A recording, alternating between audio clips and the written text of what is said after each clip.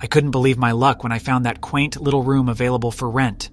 It was an old Victorian-style house with an aura of mystery surrounding it. The moment I stepped inside, I felt a chill run down my spine. The landlady, Mrs. Abernathy, assured me that it was just my imagination playing tricks on me, but little did I know that my imagination was about to be unleashed in ways I couldn't fathom. As I settled into my new abode, I started to notice strange occurrences. The faint sound of footsteps echoing in the hallway when no one was around, doors creaking open on their own, and an eerie whisper that lingered in the air. Mrs. Abernathy dismissed my concerns, claiming it was an old house, and such things were to be expected. But the whispers persisted, growing louder and more distinct each night. They seemed to call out to me, beckoning me to follow them into the depths of the house.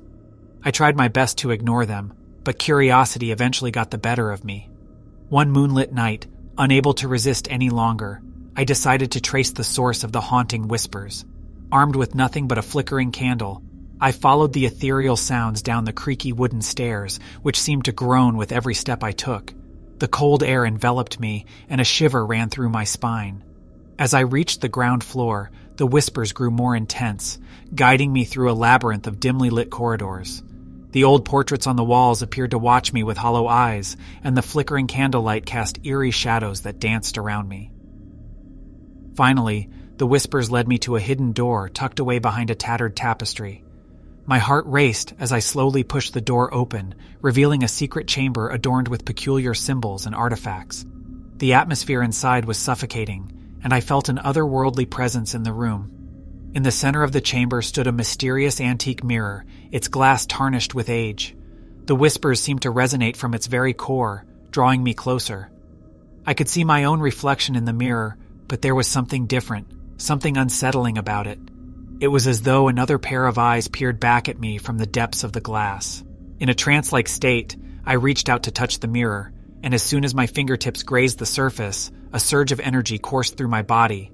The room began to vibrate, and the whispers intensified, forming into haunting, incomprehensible words that echoed through my mind.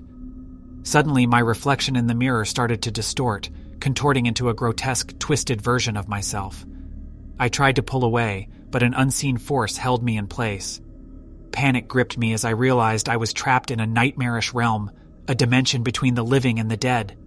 Desperate to escape, I mustered all my strength and tore myself away from the mirror. As I stumbled backward, the whispers turned into anguished wails, filling the chamber with an otherworldly cacophony. I ran back through the dark corridors, the house seemingly alive with malevolent intent. The walls seemed to close in around me, and the portraits sneered at my fear. Finally, I burst through the front door, gasping for breath and clutching at the pendant around my neck, a talisman that had been my grandmother's. From that day on, I never dared to venture near that hidden chamber again.